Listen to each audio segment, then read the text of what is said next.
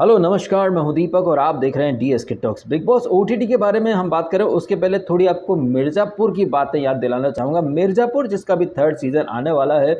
मिर्ज़ापुर में एक अखंडानंद त्रिपाठी है, उनके जो पापा हैं कुलभूषण खरबंदा, वो अक्सर डिस्कवरी चैनल देखते रहते हैं, जहाँ पर नर जो रहता है वो मादा को आकर्षित करने के लिए अतरंगी हरकतें करता है। उसी मिर्ज़ापुर में जहाँ पर ये डिस्कवरी वाला नर मादा चलता है, उसमें एक कैरेक्टर है मकबूल। मकबूल जो कैरेक्टर है वो काफ़ी लॉयल रहता है, काफ़ी वफ़ादार रहता है, लेकिन मिर्ज़ापुर का जो सीज़न 2 है, उसमें जो मकबूल है वो बगावत के तेवर अपना चुका है और अब अखंडानंद त्रिपाठी के जो पप्पा हैं, उनकी हत्या में मकबूल का भी हाथ था। अब ये तो बात हो गई मिर्ज़ापुर के मकबूल की। मिर्ज़ापुर की तरह यहाँ बिग बॉस ओटीटी का जो जंगल है, यहाँ पर भी एक मकबूल है, बट अब मादा वर्जन ऑफ मकबूल। और ये जो मादा मकबूल है, ये नर नाज़ी को अपनी तरफ खींच रही है। विशाल और जो उसके साथ बैठा रहता कटारिया, उसे भी अपनी तरफ आकर्षित करने की कोशिश कर रही है। 3-3 प्यादे इसने अपनी तरफ आकर्षित कर रखे हैं। ये मादा मकबूल जो है वो उन्हें तो बोलेगी, यानी नरों को बोलेगी कि तुम मेरे दोस्त बनो, तुम मेरी झगड़े में आओ, मेरी लड़ाई में आओ, इनफैक्ट मेरे स्लेव बन करके रहो, मेरा मन चाहेगा तब तुम्हें मैं यूज़ करूंगी, लेकिन तुम्हें जो है वो मेरे अकॉर्डिंग चलना पड़ेगा। मेरा मन करेगा तो मैं अपने दोस्त को नॉमिनेशन में नॉमिनेट कर दूंगी, उसे डिफेंड नहीं करूंगी, लेकिन आप लोग जो हो वो मेरे दोस्त हो, तो आपको मेरे लिए हर किसी से पंगा लेना पड़ेगा। क्यों? क्योंकि मैं मादा हूं और मैं कुछ भी कर सकती हूं। मैं नॉमिनेशन टास्क में अपने सो कॉल्ड दोस्त को डिफेंड तक नहीं कर सकती हूं, लेकिन मैं एक्सपेक्ट करूंगी कि मेरे लिए हर कोई हर किसी से लड़ पड़े, चाहे वो नॉमिनेशन हो, एलिमिनेशन हो, टास्क हो या फिर कुछ भी हो। जो कि आपने कल के एपिसोड में देखा नॉमिनेशन टास्क के दौरान क्या हुआ था, क्या नहीं हुआ था। हालांकि ये नॉमिनेशन टास्क वगैरह तो काफ़ी बाद में होती है। पहले हम सिलसिलेवार तरीके से एपिसोड की शुरुआत पर चलते हैं, जहां पर शाम शानदार बिग बॉस ओटीटी सीजन 3 समय सुबह 10 बजे पंचायत चौपाल लगी पड़ी है। विशाल कहता है कि उसे पता चल चुका कि बाहर वाला कौन है। उधर वो जो एक दिन पहले स्पेयर पार्ट्स और वो जो कचरे वाली टास्क हुई थी, वहां पर ये अरमान मलिक अपने 1760 ज्ञान दे रहा है। कौन था सामने? पलोमी थी, शिवानी कुमारी थी कि तुम बहुत घूमते हो, सीधा बोला करो। पलोमी तेरा नाम होता तो सब पट से ले लेते। वहीं हम दूसरी तरफ क्या देखते हैं कि वड़ा पाव वाली वंडर वुमन जो है वो रणवीर शौरी के साथ बैठी हुई है। रणवीर शौरी बोलता है कि उसके पिताजी की जो है मृत्यु हो गई थी 2022 में। अब बहती गंगा में वंडर वुमन हाथ न धोए, ये तो हो ही नहीं सकता। तो वंडर वुमन भी एक दुखड़ा लेकर के आती है कि मैंने तो अपने मम्मी पापा को देखा भी नहीं था, 6 साल की थी तभी मेरी मम्मी जो है वो चली गई थी। उसके बाद मेरे पापा ने 4-5 शादियां करी। मुझे लग रहा है कि ये चंद्रिका कुमार तुंगा, अरे श्रीलंका की क्रिकेट टीम जो है ना, उसमें चंद्रिका कुमार तुंगा, चंद्रिका रत्ने, चंदू रत्ने, बहुत मतलब मुझे लग रहा है कि वंडर वुमन चंद्रिका के रिश्तेदार दूर दराज तक फैले हुए हैं। उन्हीं रिश्तेदारों में शायद कोई मुन्नी बदनाम भी होगा, जो कि मतलब एक मिशन पर है कि भाई क्या खाऊं, क्या पचाऊं, किसको थूकूं, किसको डकारूं। तो चंद्रिका कुमार तुंगा जो वंडर वुमन है, इनके पिताजी ने चंद्रिका कुमार तुंगा को छोड़ करके 4-5 शादियां करी। और रणवीर शौरी भी बोलता है भाई तुम्हारे पापा बड़े हैवी ड्राइवर थे। और फिर ये चंद्रिका कुमार तुंगा वंडर वुमन बोलती है कि मैं रिश्तेदारों के यहाँ रही थी, सारा काम खत्म करने के बाद एक रोटी मेरे को मिला करती थी, फिर मेरी नानी ने मुझे अडॉप्ट कर लिया, फिर मैंने दिल्ली में जाकर के वड़ा पाव की ठेल लगाई। वैसे ये वड़ा पाव बेच करके आई हैं बिग बॉस के अंदर। वैसे मकबूल मादा की ही तरह ये चंद्रिका कुमार तुंगा जो है वंडर वुमन, ये भी नेक्स्ट लेवल का वुमन कार्ड खेल जाती हैं। और सिंपैथी कार्ड तो खैर अक्सर ये खेलती रहती हैं। और ये जो नॉमिनेशन टास्क हुआ है, इस नॉमिनेशन टास्क के पहले जिस तरह से ये रणवीर शौरी से अपने सुख दुख साझा कर रही थी, वही दूसरी तरफ वो विशाल जो है वो चंद्रिका कुमार तुंगा और रणवीर शौरी म्यूजिक वीडियो करेंगे, उनकी मस्ती मजाक चलती रहती है। अच्छा, इसी दौरान आप क्या देखते हैं कि शिवानी कुमारी जो रहती है वो स्वच्छ भारत अभियान का भर भर के प्रमोशन करती है। बर गई जो झाड़ू जो काफ़ी भारी झाड़ू है, हमारे तो हाथ दुख गए, जो झाड़ू बड़ी भारी झाड़ू है तो झाड़ू पहुंचा, ये अंडे कितने बचे हैं, चिकन बचा है, ये बचा है, वो बचा। अच्छा, इसी दौरान आप क्या देखते हैं, अरमान मलिक की एक पत्नी तो बाहर आ गई है और बाहर आकर के वो बोल रही है कि भैया ये एलिमिनेशन जो है वो वोटिंग से नहीं हुआ है। बट सलमान खान तो बोला करता था कि भाई बिग बॉस में एलिमिनेशन जो है वो वोट से होता है, पब्लिक वोट से होता है। लेकिन अरमान मलिक की जो दूसरी पत्नी है वो कह रही है कि ये जो एलिमिनेशन ये पब्लिक वोट से नहीं हुआ। और मुझे पता है मैं वोटिंग की वजह से बाहर नहीं आई हूँ, घर वालों की वजह से बाहर आई हूँ। कुछ मुझे घर वालों ने जो नॉमिनेट किया था, उस वजह से मैं बाहर आई हूँ। तो हमने भी अपने वीडियो में कल कहा था ना कि पब्लिक वोटिंग वगैरह से कुछ नहीं हुआ है, उसको निकालना था। अब उसको वापस से लेकर के आएंगे या नहीं लेकर के आएंगे।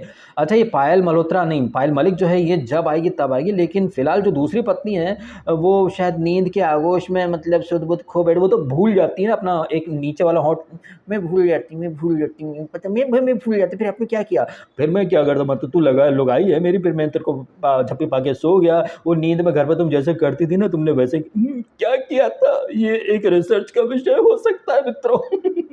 खैर, ये सारी चीज़ों को छोड़ करके मेन टॉपिक पर आते हैं। तो कल का जो मेन टॉपिक था वो था नॉमिनेशन वाली टास्क, और इस नॉमिनेशन टास्क में मकबूल मादा का जो असली चेहरा है वो भर भर के बाहर आया है। साथ ही साथ चंद्रिका कुमार तुंगे उर्फ wonder woman the vada pav वाली, उसका तो भाई साहब अलग ही लेवल पर घमंड चल रहा है। वैसे ये चंद्रिका कुमार तुंगा उर्फ वड़ा पाव वाली वंडर वुमन जो है, कहने को तो वड़ा पाव बेचा करती थी। अब एक वड़ा पाव बेचने वाली के इतने फॉलोअर्स कैसे हो सकते हैं कि वो इतने घमंड में चौड़ में आकर के बोले मैं इतनी जल्दी नहीं जाने वाली हूँ, अरे तुम लोगों ने नॉमिनेट कर दिया, अब मुन्ना मैं इतनी जल्दी नहीं जाने वाली हूँ, मेरे को पता मैं नहीं जाऊंगी। अब ये बात कोई कलर स्पेस बोलता या फिर कोई छपरी जो सोशल मीडिया इन्फ्लुएंसर है जिसके मिलियंस ऑफ सब्सक्राइबर हो, तो समझ में आता है कि भैया उनको एक फैन फॉलोइंग का एक सपोर्ट है या मेकर्स का सपोर्ट है। बट चंद्रिका कुमार तुंगा जिसके पास भाई साहब ना जॉब था ना कुछ था, बेचारी ने जैसे तैसे करके 10,000 रुपए में वो ठेरी लगाई थी, जैसे तैसे करके वड़ा पाव बेच करके उसने मतलब बिग बॉस तक का सफर तय किया है। और वड़ा पाव बेचने वालों के इतने फॉलोअर्स आई डोंट थिंक कि भाई किसी के इतने होते हैं। वैसे वड़ा पाव तो ये जो बिग बॉस का सेट लगा है ना गोरेगांव में, आप अगर बिग बॉस के सेट से थोड़ा आगे जाएंगे तो आपको वहाँ पर काफ़ी सारे वड़ा पाव बेचने वाले मिल जाएंगे। इनफैक्ट कलर्स वायाकॉम जियो सिनेमा का जो ऑफिस है, आप वहाँ जाएंगे तो उस गली के नुक्कड़ पर आपको कई दर्जनों वड़ा पाव बनाने वाले बेचने वाले मिल जाएंगे, लेकिन उनमें से किसी का सिलेक्शन नहीं हुआ मित्रों। लेकिन मुंबई के तमाम वड़ा पाव विक्रेताओं को मात दे करके दिल्ली में एक जो वड़ा पाव बनाने वाली थी, वो तमाम बिग बॉस ओटीटी के जो नर हैं उन्हें अपनी तरफ आकर्षित कर लेती है और बिग बॉस के घर में प्रवेश कर जाती है। एनीवे, आ जाते हैं नॉमिनेशन टास्क के ऊपर, जहां पर की जो मादा मकबूल है गालों में डिंपल डाल के टास्क पढ़ना शुरू कर देती है। और टास्क है नॉमिनेशन के शिकार की, जिसमें शिकारी ने शिकार नहीं किया तो शिकारी खुद यहाँ शिकार हो गया वाली पद्धति के तहत खुद नॉमिनेट हो जाओगे।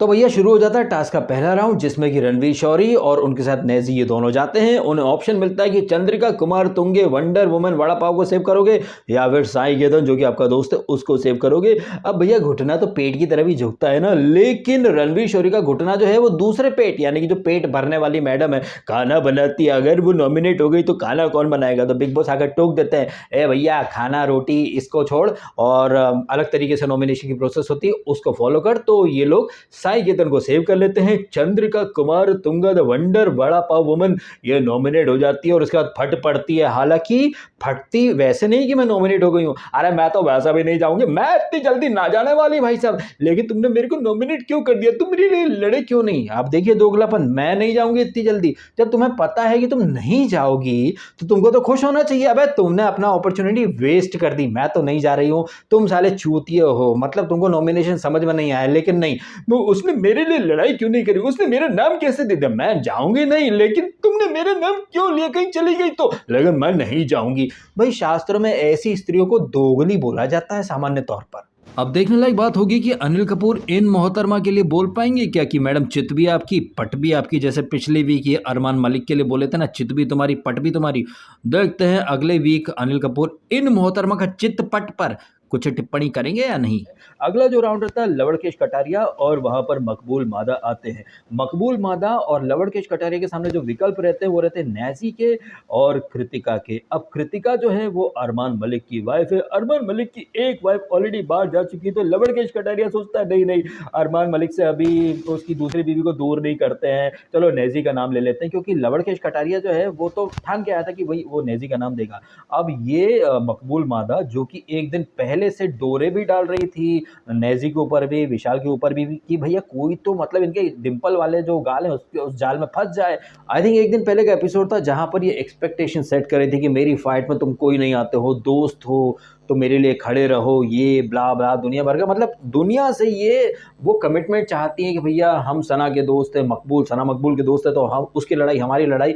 लेकिन ये अपने दोस्त को कितना मतलब प्रायोरिटी पर रखती हैं। वो कह भी रही थी ना कि कटारिया उसकी प्रायोरिटी है, वो उसकी प्रायोरिटी है, मैं किसी की प्रायोरिटी नहीं हूँ। तो भाई तुम्हारी प्रायोरिटी कौन है? आपने देखा कि ये कन्फेशन रूम के अंदर कटारिया से इनकी रेपो खराब ना हो, इसलिए ये कटारिया की हाँ में हाँ मिला देती हैं, क्योंकि कटारिया और मादा मकबूल के सामने ऑप्शन क्या था? कृतिका वर्सेस नैजी, जहां पर ये उस नैजी का विकेट उड़ा देती हैं, जिससे कहीं ना कहीं एपिसोड के एंड में दोस्ती की बड़ी ये प्यार भरी पींग लड़ा रही थी। मतलब कन्फेशन रूम में ये कटारिया को अपसेट नहीं करना चाहती, और नैजी जिसको ये ऑलरेडी अपसेट कर चुकी हैं, और वो जो है वो तिल का ताड़ ना बनाए या इन्हें ब्लेम ना करे, इसके लिए एपिसोड के एंड में इन्हें उल्टियां होना शुरू हो जाती है, बीपी डाउन हो जाता है, चक्कर आ जाते हैं, आंसू बह उठते हैं।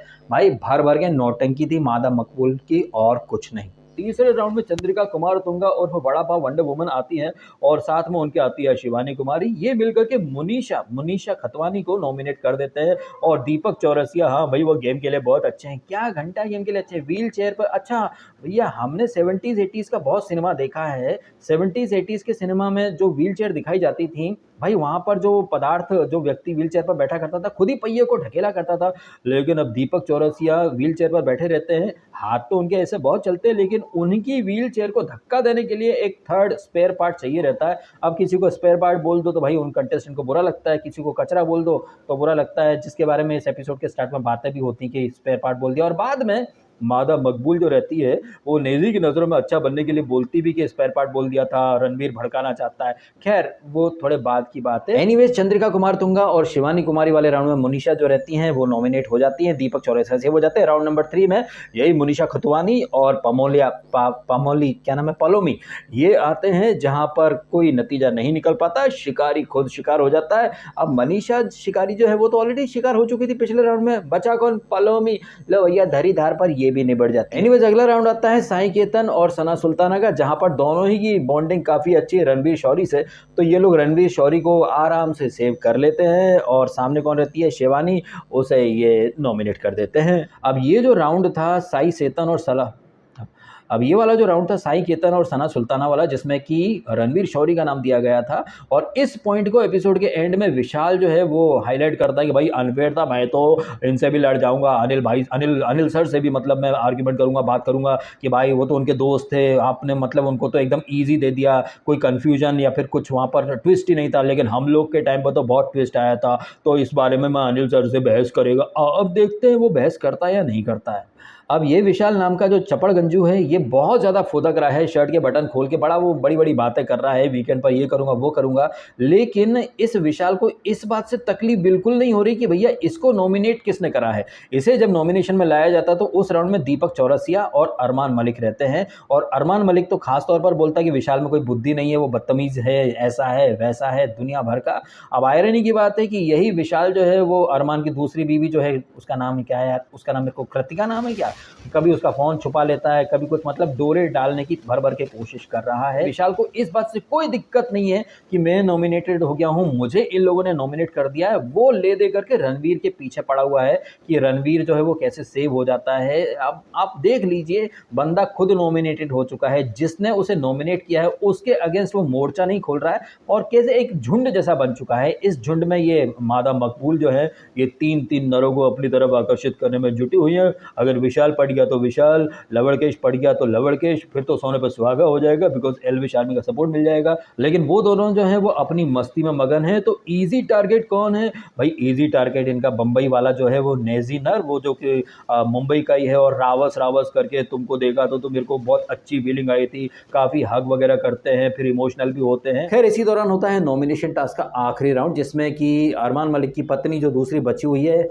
क्या नाम है, कृतिका, हाँ ये कृतिका, जिसके ऊपर विशाल कहीं ना कहीं डोरे डालने की कोशिश कर रहा है, भाभी भाभी बोल के पटाने की कोशिश कर रहा है। तो ये विशाल जो कि एपिसोड के आखिरी वाले हिस्से में मेकर्स को ब्लेम करता है कि भाई तुमने साई केतन या वो सना सुल्ताना का राउंड तो बड़ा इजी कर दिया था, क्या ये विशाल उतनी ही खुलकर या चौड़ में बोल पाएगा कि भाई इसका राउंड तो सबसे इजी था, क्योंकि पलोमी जो कि ऑलरेडी नॉमिनेटेड हो चुकी, बचाने के लिए एक ही नाम था अरमान मलिक, और उसकी पत्नी जो है वो विशाल के साथ उस राउंड में आकर के बैठी हुई थी। तो इससे इजी राउंड तो हो ही नहीं सकता। लेकिन यही है बिग बॉस के कंटेस्टेंट, वो अपना नहीं देखते कि उन्हें कितना प्रिविलेज या कितना इजी राउंड मिल गया, लेकिन ये साई केतन और सना सुल्ताना का जो राउंड था उसके ऊपर ये अनिल कपूर से बहस करने की बात कर रहा था।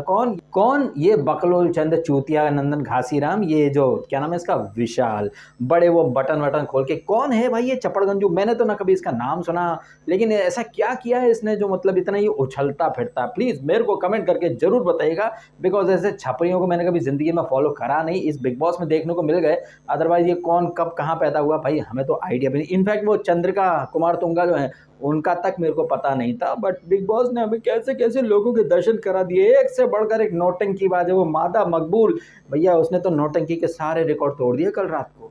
अभी जो मादा मकबूल की जो नौटंकी चली है कल रात के एपिसोड में, उस नौटंकी के जाल में मैं तो दुआ करूंगा कि नेजी नाम का नर ना फंसे, लेकिन पता नहीं क्यों ऐसा लग रहा है कि नेजी नाम का जो नर है वो बहुत भोला पदार्थ है, वो शायद ये चतुर चालाकपंती शायद वो नहीं जानता है, उसके भोलेपन का फ़ायदा उठा रही है मादा मकबूल। आई विश एंड प्रे कि वीकेंड का बार में इन चीज़ों को हाईलाइट किया जाए कि मादा मकबूल कैसे अलग अलग जगह अपने प्यादे फिट कर रही है और उन प्यादों पर पैर रख के वो आगे बढ़ना चाहती है। खुद तो एक्सपेक्ट करती है कि उसके दोस्त उसके लिए खड़े रहें, लेकिन ये मादा मकबूल अपने ही दोस्तों को बलि का बकरा बनाकर आगे बढ़ना चाहती है, और जब इसकी पोल पट्टी खुलने की नौबत है उसके पहले ही ये स्त्री कार्ड बाहर आ जाता है, चक्कर आ जाते हैं, उल्टी आ जाती है। तो मादा मकबूल ने कल भर भर के स्त्री कार्ड खेला है।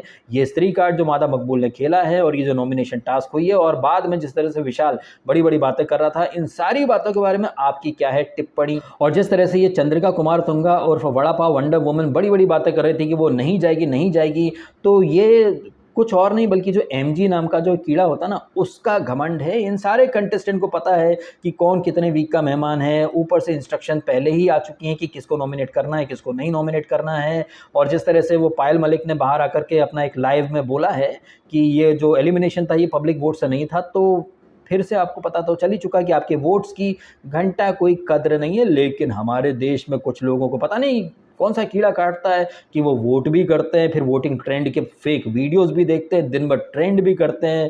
वाकई में भाई बेरोज़गारी का आलम तो बहुत ज़्यादा है, मतलब लोग दिन भर जियो सिनेमा पर लाइव देखते रहते हैं, ट्रेंड करते रहते हैं, फेक एंड फर्जी वोटिंग ट्रेंड देखते रहते हैं। तो फिर ऐसे लोगों की बुद्धि के ऊपर सवाल उठते हैं, ऐसे बुद्धिहीन लोगों को फिर रोज़गार नहीं मिलता, तो फिर ये बुद्धिहीन लोग जो रहते हैं वो सोशल मीडिया पर रोज़गार दो के ट्रेंड करते हैं। अबे तुम फर्जी वोटिंग ट्रेंड पर यकीन करते हो तो तुम्हारी बुद्धि का लेवल क्या ही होगा। तुम वहाँ फेक नौटंकी पर यकीन कर लेते हो, काफ़ी सारे लोग आएंगे और मुझे ज्ञान देंगे भाई वो लड़की के आंसू बह रहे थे, तुम कभी तो इमोशन की कदर कर लो, हर चीज़ में लॉजिक ढूंढते हो। तो शायद आपको याद होगा, अगर याद नहीं तो याद दिला दूं, पिछले साल अभी बिग बॉस 17 में वो चोमू कुमार और वो चिंकी की जब रोमांटिक स्टोरी चल रही थी, समर्थ आता है, तब चोमू कुमार खूब रोया था, तब भी लोगों ने बहुत ज्ञान दिए थे भाई वो सच्चे आंसू थे, ये थे, रियल थे। जबकि वो कितने रियल थे, उनकी प्यार की जो कहानियाँ थी वो कितनी रियल थी। शो ख़त्म, सब ख़त्म, सारा प्यार मोहब्बत सब ख़त्म। इतना सब देख कर भी अगर आप लोग अभी भी मतलब फेक शो के फेक इमोशन को रियल मान लेते हैं, तो आपकी बुद्धि का लेवल क्या है वो तो भाई सबको पता चल ही जाता है। चलिए मैं कर देता हूँ इन सारी बातों के साथ वीडियो खत्म। आप कमेंट करके बताइएगा आपके जो भी ओपिनियंस हैं कल की जो नॉमिनेशन टास्क थी उसके बारे में, चंद्रिका कुमार तुंगा और बड़ा पाव वुमन के बड़ी बड़ी बातें और बड़ा पाव खाते वाले अंदाज के बारे में, और जिस तरह से बेचारा नेजी जो है काफ़ी भोला प्रतीत हो रहा है। अब ये भोला है या भोले बनने की एक्टिंग कर रहा है ये तो आने वाले दिनों में पता चल जाएगा। और जिस तरह से वो विशाल ने बोला था कि चंद्रिका और रणवीर जो है वो म्यूज़िक वीडियो करेंगे, तो हाँ ऐसा तो हो सकता है, क्योंकि बिग बॉस के कंटेस्टेंट बिग बॉस से बाहर आने के बाद म्यूजिक वीडियो ही तो खेलते हैं। ये बात तो विशाल ने 16 ने सच्ची कही है। खैर कमेंट करें आप अपने ओपिनियंस जो भी हैं, आपकी फीलिंग्स और आपके थॉट्स शेयर कीजिएगा मेरे साथ, और वीडियो अच्छा लगा है तो लाइक कीजिएगा और शेयर कीजिएगा सभी मित्रों के साथ, और चैनल पर नए हैं तो सब्सक्राइब भी कर लीजिएगा यदि आपने नहीं किया है तो। थैंक यू सो मच, आपने समय निकाला, वीडियो देखा, आपका धन्यवाद।